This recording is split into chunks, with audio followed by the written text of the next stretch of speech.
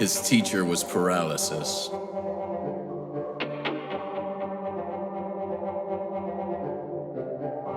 Her teacher was addiction.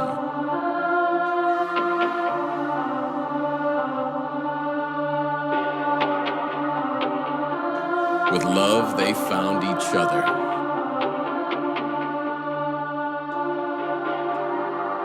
You are here now for the Conscious Couple Podcast.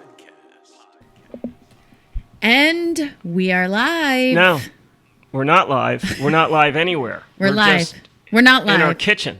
We're recording live. We're recording live. Welcome to our very first episode of Dun Dun Dun, the Conscious Couple Podcast. This is it, And ladies and gentlemen. So welcome the 0 people that are watching this. That's okay. We'll still have fun because we do. Yes, we do. We do. We really do. We have so much fun. We have all the fun, the most fun. All right.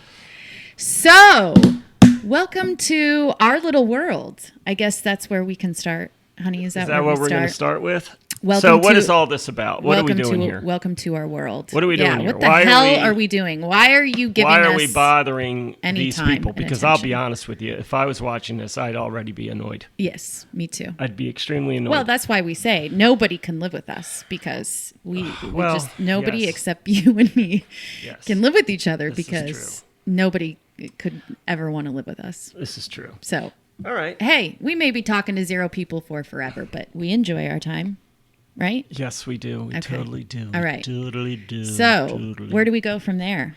I don't know. I guess we need to share Share. and Okay. tell people about ourselves. So I'm and really what- gonna try what to we're be doing and why not we're so bossy in this podcast Oh, and that'll boss be a you miracle. around, honey. I'm really gonna try to not boss you around and Okay. and take the play out of it. Oh, I'm really gonna try to not take the play out of Okay. it, but I would still like to keep it succinct so our listeners aren't like totally lost. yes, Right.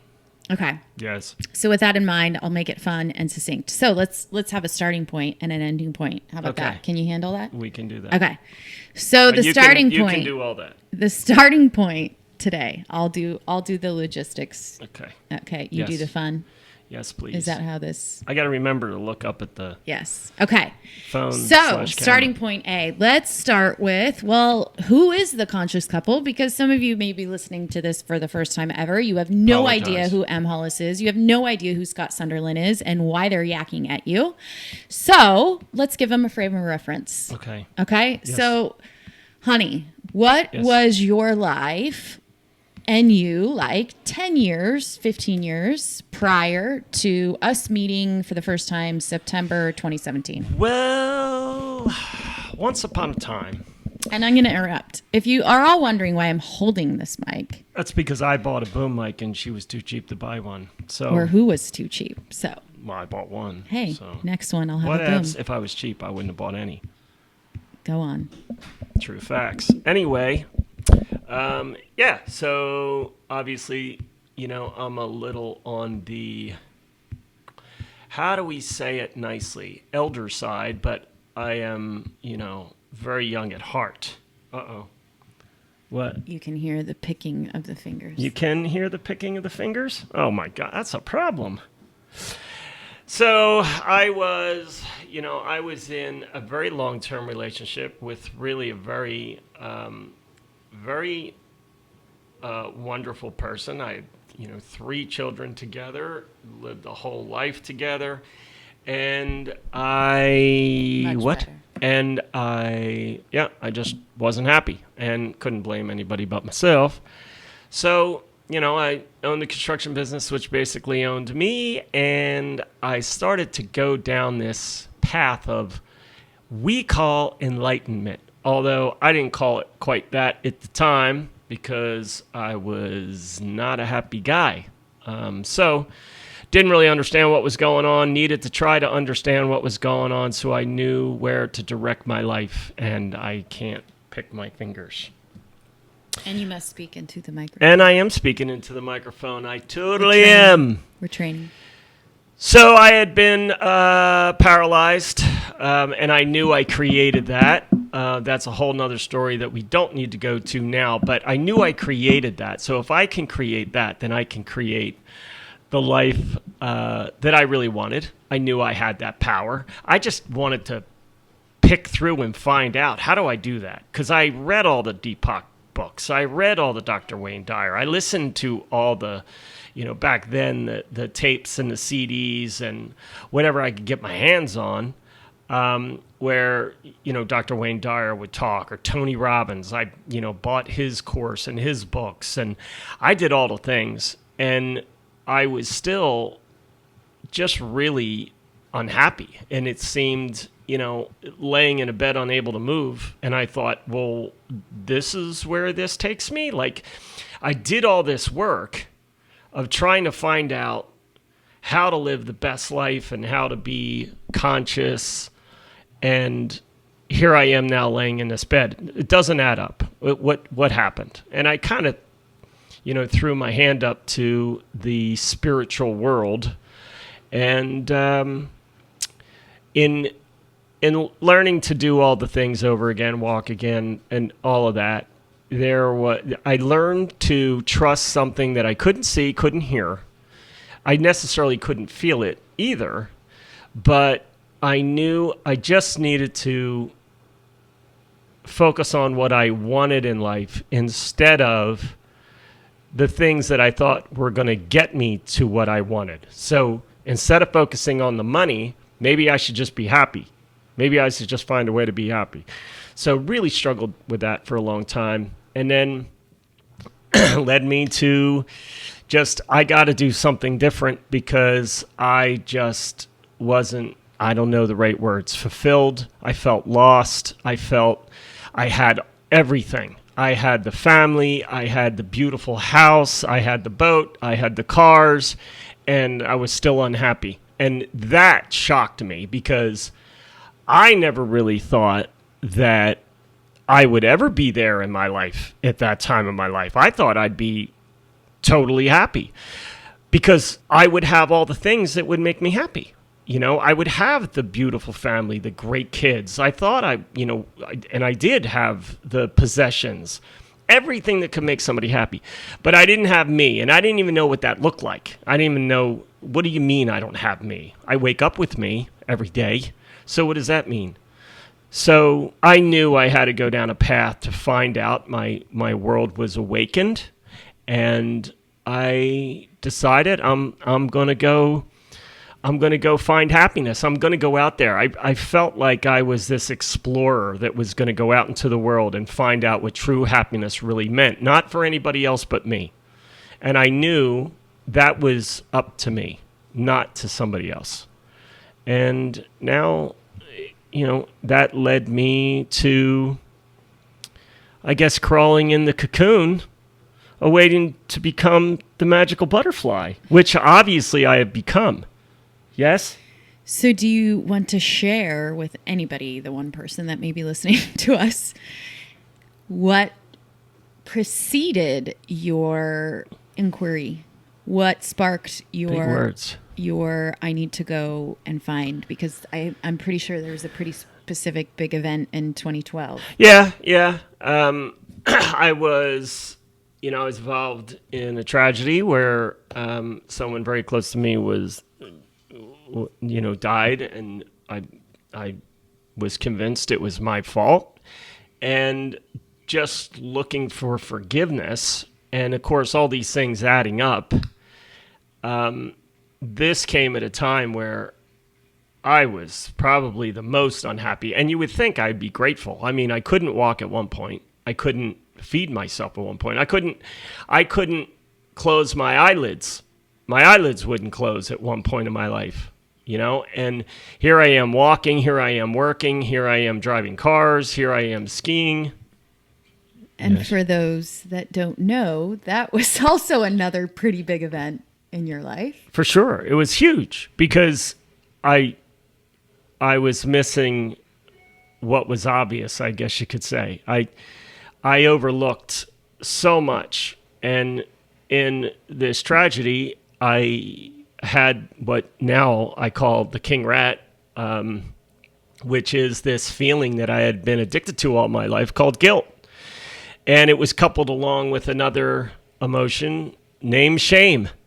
And those two took this event, I took this event, and I just created just an insane amount of guilt and shame because I believed that, his death was my fault, and I wanted forgiveness. And I was looking to him. I was looking for years. Do you want to share a little bit just quickly about what happened? Just so Sure. viewers have some context. The actual thing. Yeah, so we were walking down the beach, best friend and I, and our kids. And beach, I was walking and in about a foot of water. And next thing I knew, there's no beach. I'm in the water and I'm swimming. I got my daughter on my back. And then I didn't know at the time, but he fell in behind me. And by the time I got back to shore, which I was able to do, I turned around and I watched him drown. And, there was a lot in between there, but that is, the story. It was difficult for all of us, obviously. We all had to overcome so much, you know what I mean? Like his family, obviously the loss of him, his wife, obviously the loss of him, and how does she go on, his kids, everything. And here I am thinking, well, they're all suffering because of me. This is obviously my fault because he was behind me. He was just following me.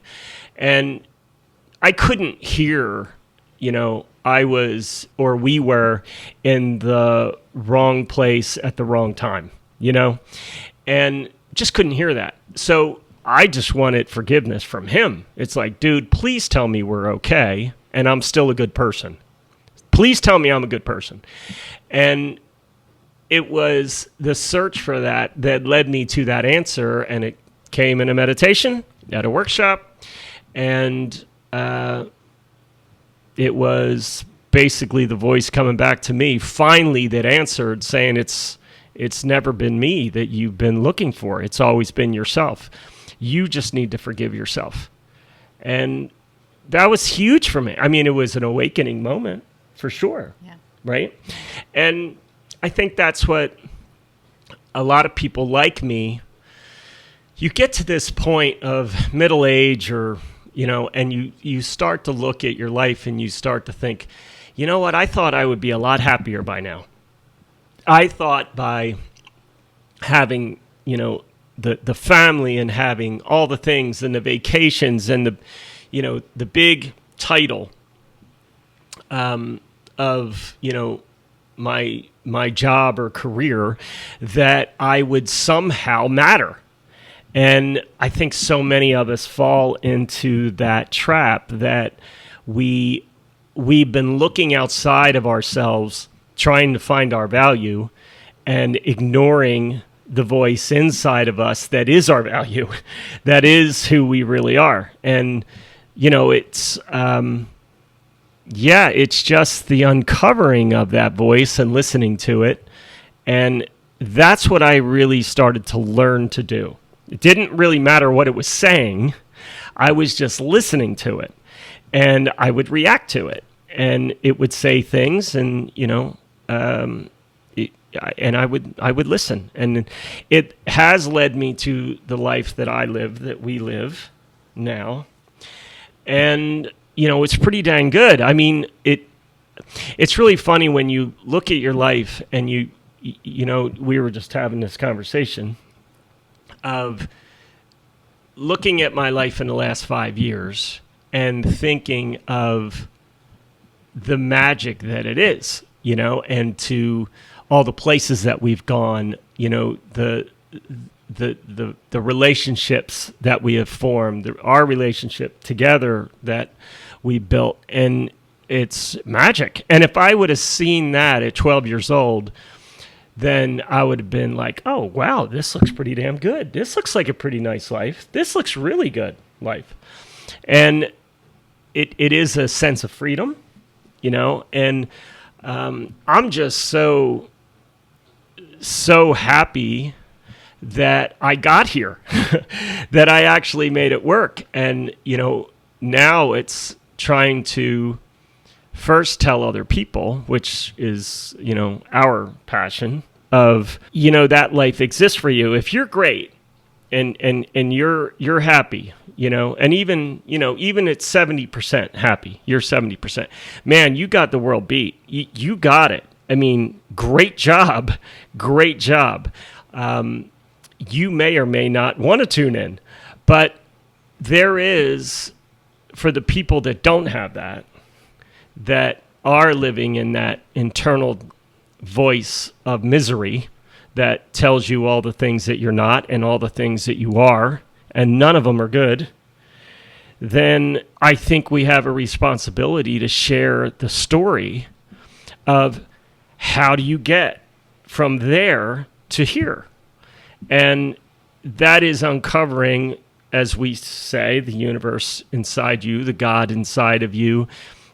That is who you really are. That voice, that thing that pumps your heart every night, the thing that, your neurons firing in your brain, all of that is that force, whatever you would call that, And it's really learning to listen to it and to trust it. And you just got to pave the road ahead of the car that you're driving on it. Wow. What? Hello? Is anyone there? How was that, honey? That was good. And long and boring. I really didn't get a sense of, your story and what has brought you. My story, what has brought you to the moment that we met. Well, my heart opened. It was. It is, and I get it. I know what you're saying, and it is a moment that, I don't know. It's kind of funny with that because it's kind of like this special moment, and like really, I don't know, personal is the right word, but it is kind of like a personal moment. There's no way I can describe what that feeling was that I felt. Yeah. I remember it. Yeah. I mean, can I feel it right now? Not really, not in nowhere near in the magnitude that it was. But it shook me to the point where I was just in bliss. I don't know another word to love, bliss. I wasn't Scott anymore. I was bigger than that. I was God. I felt the love of God. And, that can sound whatever, but it was true. And from that moment on, the result came in of to show up in my life. Now, I still, and I can, get there with breath work and meditation to the point where I guess people would call it, going out of body or a pop or anything like that. It is not something that everyone can't do. Everyone can do it. The only thing that was standing in my way was the person that I thought I was, who I wasn't. Right? And, it was this idea of Scott, and it was letting go of the idea of who that was and just being in that moment and not worrying about where's the money going to come from, or the other thing, you know what I mean? It didn't matter. Just sitting in the moment and being present with that voice. And it showed up and it said, oh, okay, you want to feel me? Oh, sure. And it revealed itself. And in that moment, it changed everything. Changed every direction, everything in my life completely changed in such a great way. It wasn't anybody's fault except mine. And if I didn't do it, if I didn't find out what this voice was, it wasn't anybody's fault except mine. Right? So it is a singular journey. It is a singular decision, and it's a singular action, and that singular is you, except it's not singular, it's everything, because you are everything. And waking up and going further into finding out who you really are is where the magic is to understand oh my God, I've been playing this character my whole life. Yeah. And I'm done. Yeah. I want a new role. I want a new role. I want a new character. Please Yeah. put me in a different play because this one sucks. Yeah. It's not going anywhere. Only we think we have to die to do that, but what we're realizing is you don't have to die to do that. You can do it many times in your life. Well, that's right. That's what we say. How do you know you don't die every night? Right. Every night you go unconscious and you go to sleep, Right. but do we go to sleep? Do we die? I mean, Right. because we have this idea of what death is. It's We're it's I'm over. going to stop this rabbit hole right now because we will go down a rabbit hole right then. And remember, I'm the Well- logistics queen, Oh, A to okay. Z. All right. Okay. right? A to Z. This is our life. Welcome to our life. Oh my gosh, are we recording? Okay. Yeah, it's all good. It's all Okay. So the reason happening. I stopped him there is because he touched on so many Great concepts points. that we are going to cover throughout this entire podcast. So I want this one to just really be to give people an idea of who we are Sure. and how we got to where Yeah. we got to, and we can go down 50 million rabbit holes in one conversation. So I want to do that. I want to create the space to do that and stay succinct. Well, I know. I guess the one thing I wanted to add, which I was, it was basically the purpose of the whole story, was, I stepped into this person that I am because it wasn't available to the person that I once was. And that's where you showed up. That's where the love showed up because I was finally able to love myself to the point where love can walk in. It's the old Van Halen song. And love literally walked in, and there you are, and everything was different. Yeah. Everything was different, and it wasn't the person; it was me that was different. Yeah. I saw it differently, Yeah. so Yeah. that's why we're here. Yeah. Well, thank you. Isn't that what you're supposed to say after people talk? I don't know. Yeah. So, just for, those of you who are watching that, again, don't know anything about Scott, don't know anything about About I? me, however you say that, I'll share with you briefly what brought me to you. And just to give you a frame of reference All of this. and some context for what was happening through both of our perspectives. So 15 years before I met you, let's say 10 years before I met you, 5 years before I met you, 2 years before you met me. 2 years before I met you, that would work.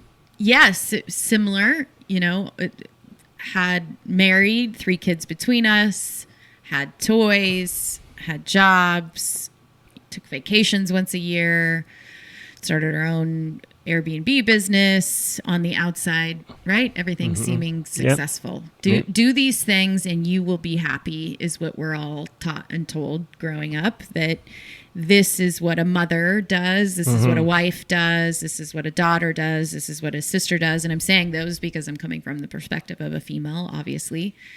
And I was all of those things, still am, but yeah, I was living that life that everyone said, go get a job, get a good job, work for the state, have a family, have all these things, and everything will be great. Your life will be great. You will be great. You'll be, filling the role of everything that you're So you can supposed be to happy. fill, so you can be happy. Yeah.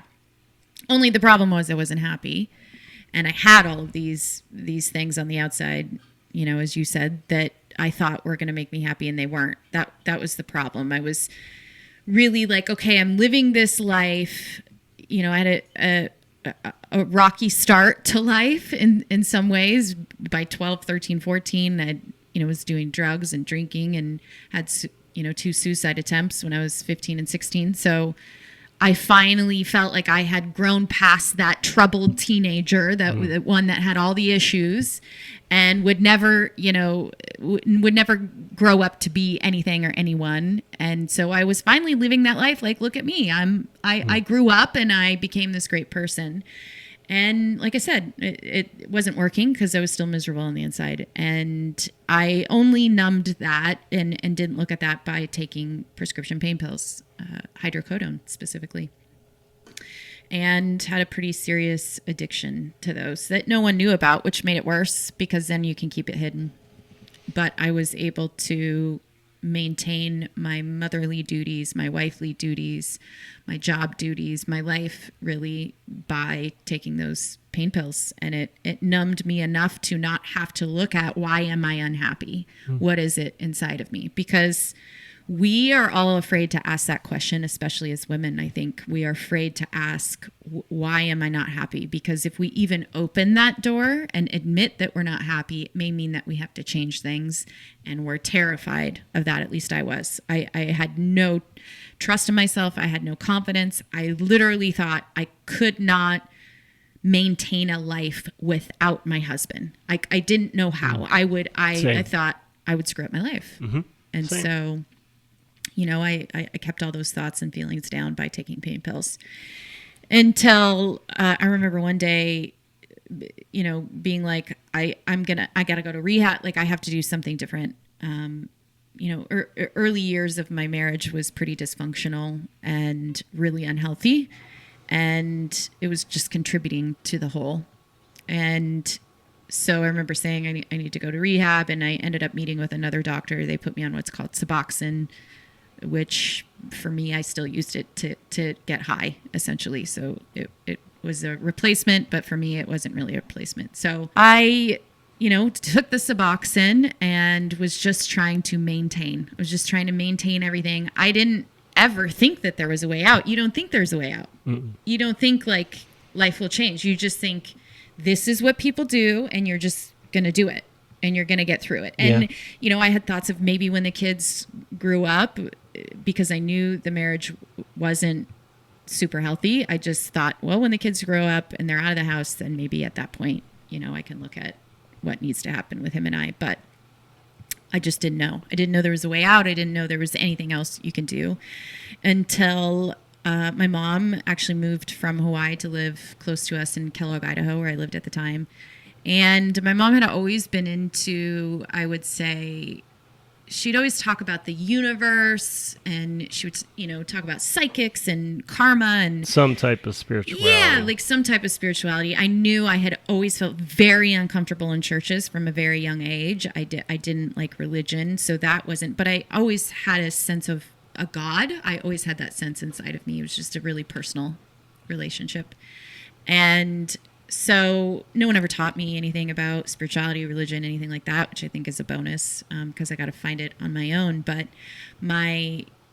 shortly after my mom moved to Kellogg, I was at her house one day and she had a book. You know, she would send me stuff. She would email me stuff all of the time, like Deepak and Eckhart. And she was like, you have to listen to these. You have to listen to these.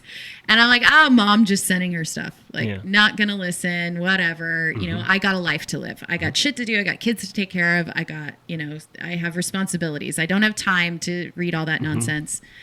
And so finally, just one day I was at her house and there was a book laying on her nightstand and it was called You Are the Placebo by Dr. Joe Dispenza. And it had a really cool cover. Actually, I remember, you know what the cover, remember what the cover looks like? It's like a white face. It's yeah. Super cool cover. Yeah. Intriguing, right? Yeah. And so I picked it up and I read the back, you know, where it gives you like a brief introduction. And I remember thinking, wow, this really makes a lot of sense. So I asked her if I could read it. She said, sure. I took it home, started reading it. She started reading his other book, Breaking the Habit of Being Yourself. And so we were reading these books, and lo and behold, it opened a whole world for me that I didn't even really know existed. And it was all about thoughts are things. Your thoughts create your reality, and you are an addict, which made sense to me because coming from the perspective of an addict, I knew what that felt like and looked like in my body to be an addict. And so describing being an addict, Murphy really likes that. Describing being an addict in that way made so much sense. Basically, you're addicted to your thoughts and you're addicted to your own suffering and you don't even realize it. And I was like, oh my gosh, it just made so much sense.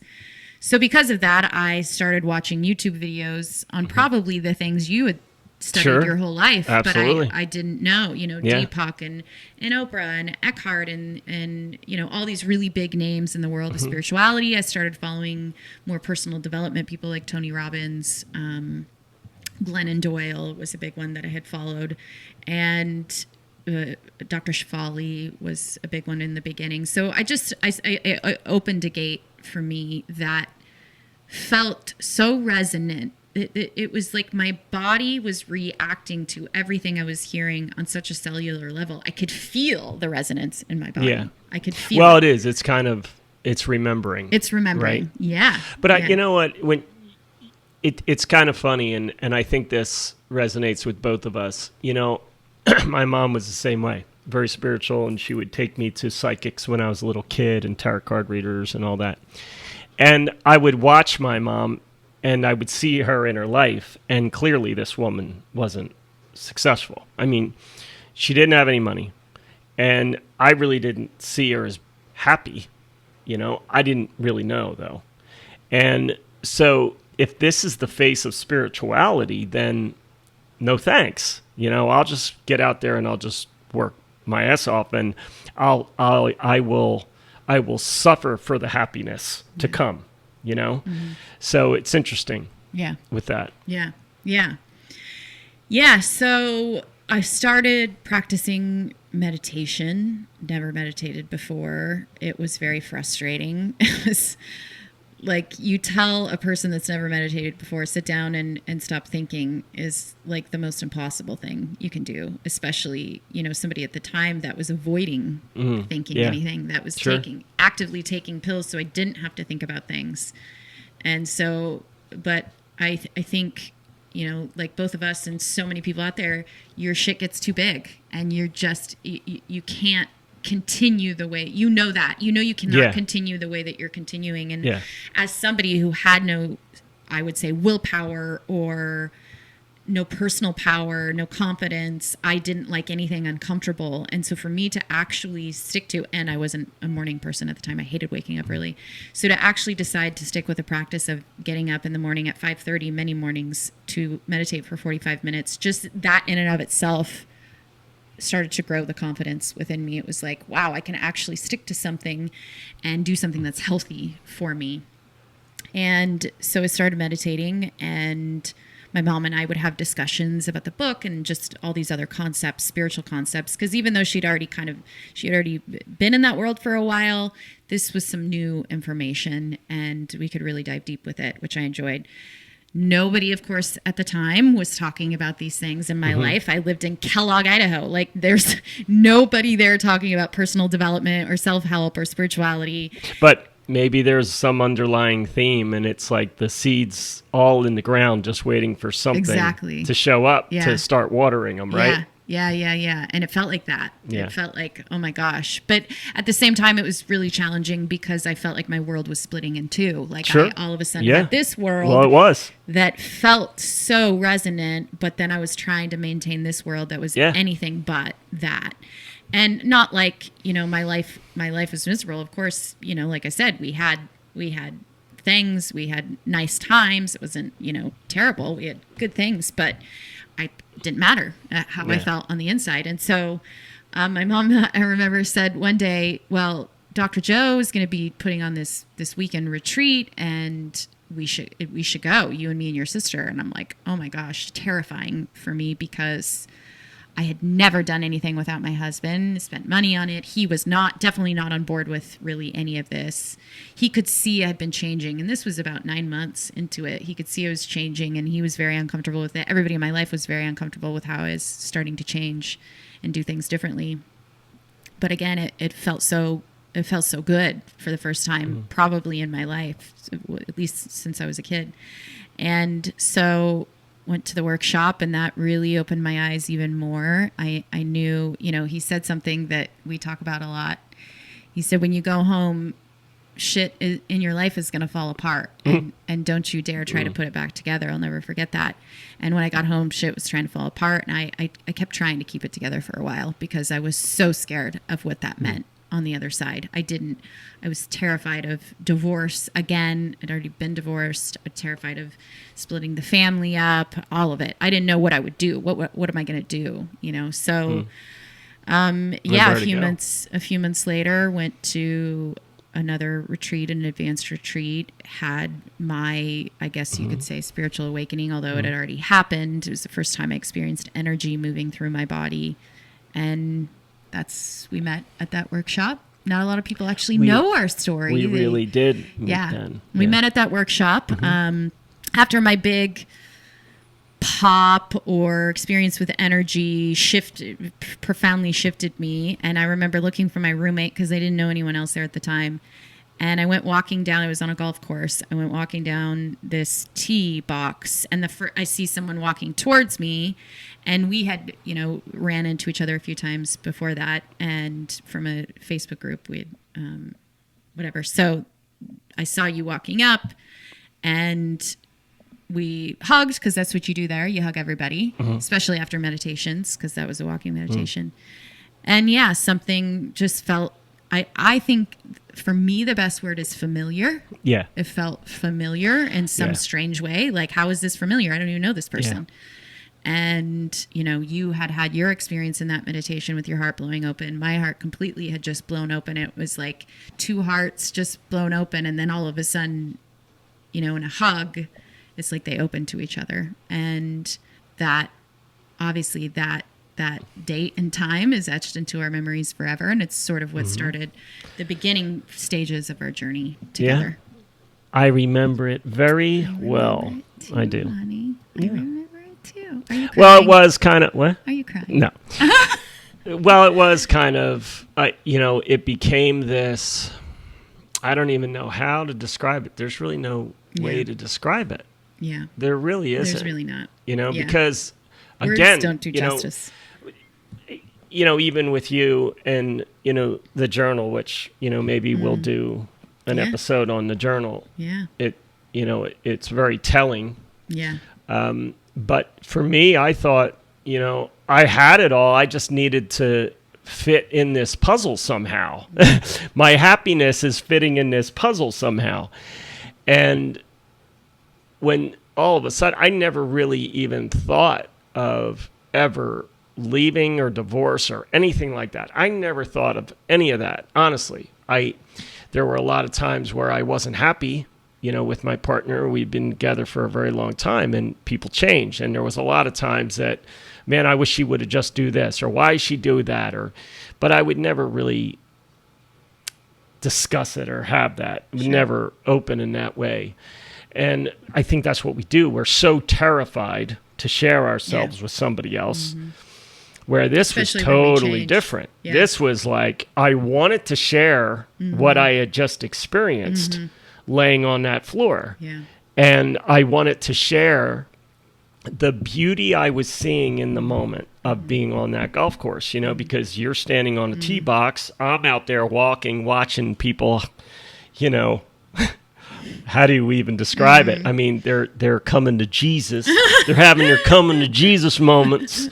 And I was just in love with watching people falling in love with themselves. Yeah, that's what I was going to say. Falling so in love there with is themselves. so That's much really love. it. And it really is kind of like, God, the universe, whatever, just said, okay, we're going to take this spot in the world and we are going to concentrate our light. And we're going to show these people, these, 1,000 souls, we're going to show them what love is. And we were all affected by that. And I think the thing that we are so fortunate that when we left it, we never forgot that. Yeah, that's right. Yeah. And we took it back into our life and we didn't let anyone take it away because as we know, understanding the habit, it wants to rip those things away from you because it's taken a long time to get you trained to listen to the emotions that you're addicted to the guilt, to the shame, to the envy, to the jealousy, to all of that. It took a lot to get me addicted to that. And now here I am, a perfect specimen. I'm a robot to it. And now I come back from that experience and I'm not. Yeah. And it's like, wait a minute, I felt something and it was real. Yeah. And there is no way I'm turning my back to that. There is no possible way. I got to find out what this is. Yeah. And whoever is with me, they're with me. Yeah. But whoever isn't will not stand in my way of finding that out. And I think there are so many people that go from those experiences, from those workshops, from reading those books, from hearing these stories that are so terrified for their lives to change because they don't want to upset people. They don't. And what if it doesn't work? Yeah. Yeah. What if it doesn't work? Yeah. And I think, the reason why we're here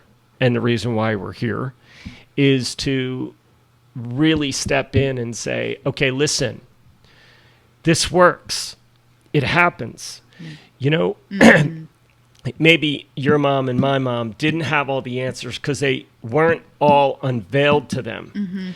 But we took what they taught us and what they put in front of us, and we used that as kind of a basis, a foundation. And then when this thing hit us, this tsunami, it lit us up to the point that voice could come and say, this is who you are.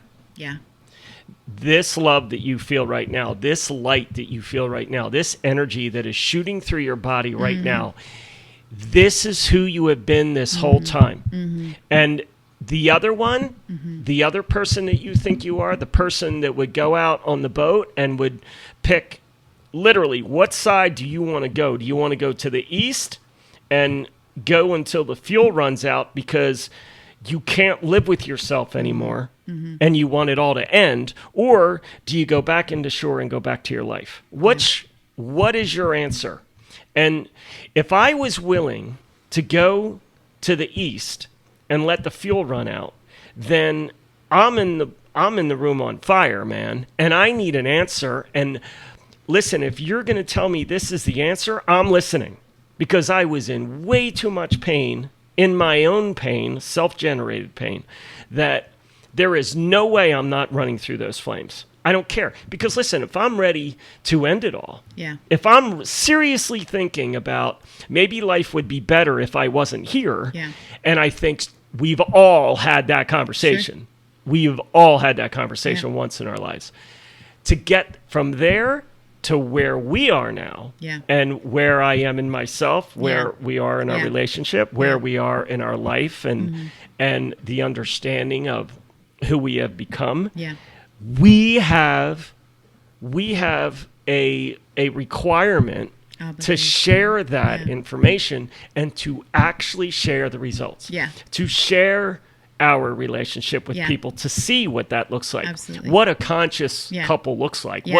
And I don't really love the whole, those tag words, the consciousness and, oh, well, he's conscious or he's awakened. No, I'm fucking happy. Right. I'm fucking happy. Right.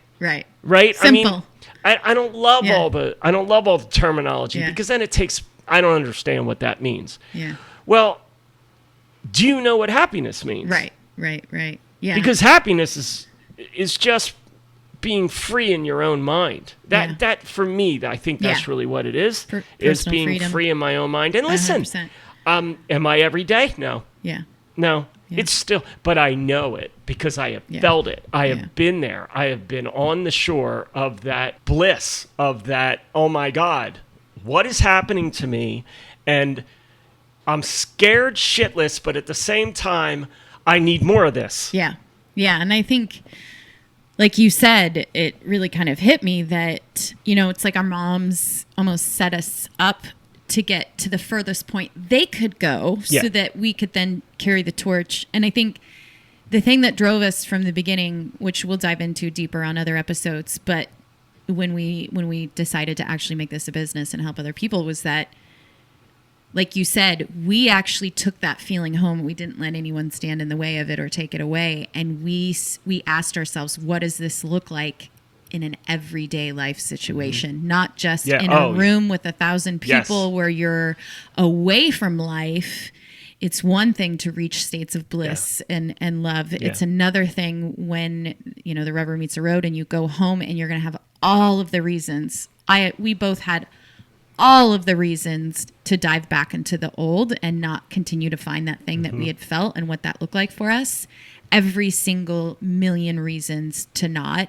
And yet something inside of us, maybe that is where our moms had set us up, was saying, you have to move forward. And we both had those moments after we came home from that workshop and we stepped out of our old lives, unbeknownst to us, that that voice saying Yeah. pretty much, you have to do this. As hard as this may be in this moment, you have to do this. And, a few weeks later, we went to, 3-4 weeks later, we went to another workshop, and both of us in that time period had left. I had put myself through pain pill withdrawal, had stopped the pain pills. And, when we went to that next one, it really was, we tell everybody, it's so cheesy and dumb and like, what are the words? But it was a remembering, I think, from us from the very beginning. Yeah. There was no dating. There was no like, I don't know who you are and you don't know who I am. It was like,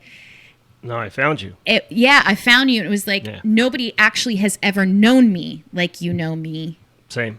It Sure. really, Same. it felt like that. No. Well, because we weren't looking for each other to feel good. Right, exactly. And I think that's Yeah. what the paradigm is, you Yeah. know, that's the shift. Yeah. Instead of having people out there do things that Yeah. make you feel good so Yeah. you can be okay, Yeah. you do it on your own. Yeah. And I mean, you've said that a million times, where if everybody would just make themselves happy, what would this world be? Yeah. And it is so true. Yes. And I think that's the scary part for the awakening. And again, I hate the words because it sounds so whatever. Overly used. Overly used, and they already have this Connotation. Yeah, right. Condensation? Condensation to it. You're going to learn all of his beautiful Because words. it's me, man. It's just me. I'm just real. But when you have Connotation, that, when yes. you have that feel, when you just keep it simple, Yeah. Yeah. and when you wake up, and instead of thinking, well, it's the 15th of the month, and at the end of the month, the mortgage is due, and Right. where's the money going to come from, and all Right. that. Instead of all that, or my boss is going to be really pissed at me because I did this, or I didn't do this, and just being in the moment of just being happy, being the little kid again, Yeah. climbing in the sandbox, Yeah. and just Yeah. being happy, letting sand run through your fingers, and not worrying about the next moment, the next moment, the next moment. How about right here, right now? And we all have heard that, Eckhart always say, power of now, be in the now, be in now. But do we really know what that Yeah. even means? Do Right.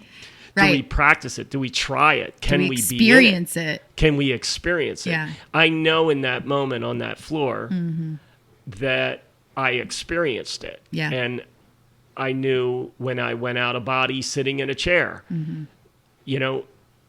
I don't know what is happening to me right now. I'm scared. I am terrified of what is happening in my body right now, Yeah. because there is a lion in it, and it's Yeah. going to come out. Yeah. There's no way I can stop it. Yeah. It's going to dislocate my arms, my shoulders. It's going to break my legs. It's going to do whatever it needs to get out of me right now. And thank God it went up. Thank God it went up and out of my head. And that was my out of body experience. Terrifying. But when I was actually out, it felt like this is who we are. This is expansion. This just feels right. Yeah. And, ultimately, I think that's what we're here to show is, listen, the time is transferred from the moms to now, telling their story, by telling our story, and helping people understand that there may be more to life than what you are living. That's right. There may be more belief to understand. There may be more feeling to feel. There may be more power in you than you ever could possibly imagine. And the thing, and probably what I'm the most passionate about, is because I laid in that bed unable to move, is the thing that is trying to kill you, which you think is trying to kill you, just may be trying to save you. Yeah.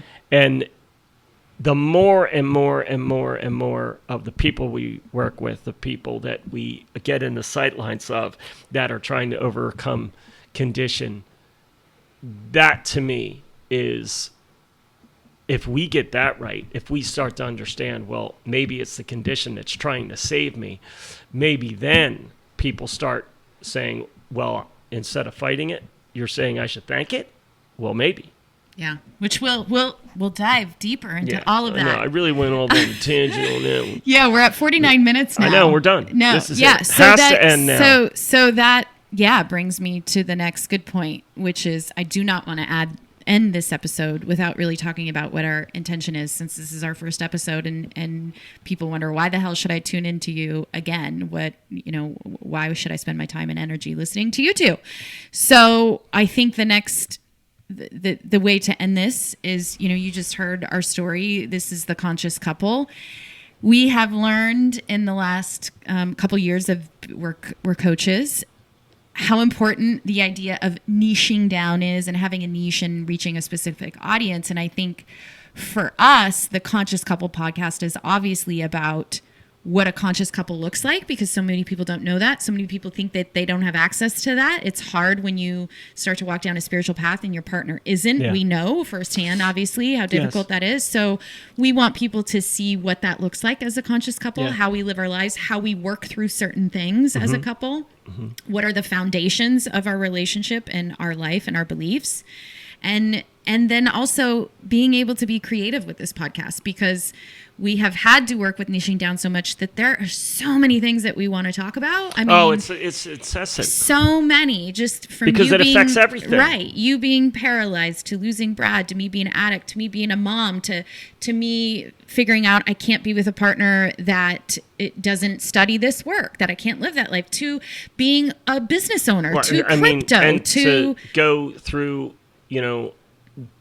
like your divorce compared to my divorce. Right. Yours was like way more conscious than mine was. Mine was like, let's just let these two people fight this out for us. Exactly. So like so these real all of life, that is such a big deal. And when it comes to, money and abundance and the not trying to get it and just to tap in and let it line up with it and let it just show up and let it come from nowhere. Because again, all these things have happened to us. Right. And to sit here and say that we're perfect and we don't make mistakes, I don't. I don't. Enough said. No, but obviously we do. We fuck up. We make mistakes and we go down wrong roads. But I think we are so much more aware, and we help each other to come back from our default selves and to see, oh shit, here I go again. See, And you don't even need to do much for me to understand that, I've gone down the road again. I've gone down the default. And I think the safe space to do that, you feeling safe enough and me feeling safe enough to know it's okay no matter what, even if I go down the default self road or 100%. She's still going to love me. She's still going to love me. Yeah. Because that was how far can I push her to where, and that has been every relationship in my life. Yeah. How far can I push her? Right. Because if she doesn't leave, then that means she loves me. Yeah. So I'm all going down those roads. Right. So there's so much. This really gets to be, I feel like, our creative outlet where we can talk about so many things that affect every single area of your life. Our experiences, we're not perfect, like he said. We struggle with these things, but we're aware of them. And ultimately, we are both free in our minds and live life on our terms. And I think that's what personal freedom is. And like you said, we have the responsibility to share that with others, at least to inspire you that it's possible, but then, for me to take action, like to do something about it and to know that you can. So I think our intention, we can agree, that is to provide you with information, provide you with inspiration, and then provide you with things that you can actually do in your life and ways we've worked through things. And we're going to mix it up. We're going to have... I will allow it. We'll obviously we'll be interviewing different people, but we're also going to have episodes where it's just you and me talking about a subject, something maybe that's... And it can be any finance, crypto, to healing your body. Yeah, I mean, we want to take it everywhere. Yeah, to having God run through you. To, of course, breath work, because I'm the breath queen. Maybe. So. We shall see. Breath All right. work. You've had enough of us. So they're already disgusted. I know. If you guys have stuck around this long, oh my gosh. Listen, we're here. I'll be honest. It doesn't matter if anybody's really listening or watching. We just love to hear ourselves talk. That's true. So, if you're here, I hope you enjoy the show. Me too. If not, I know she's having fun. I am. right? This may be the funnest of the All day. right. All This is right. the fun we get to have. Well, thank you for listening. we did it. We did it under We did 55 minutes. We did it. We did it. We did it. Our We goal was will- 20. On that note. Yeah. On that note, we will see you next week. Thanks for tuning in, and we are really, really excited to take this journey with you guys. So And until we're next out, time. people.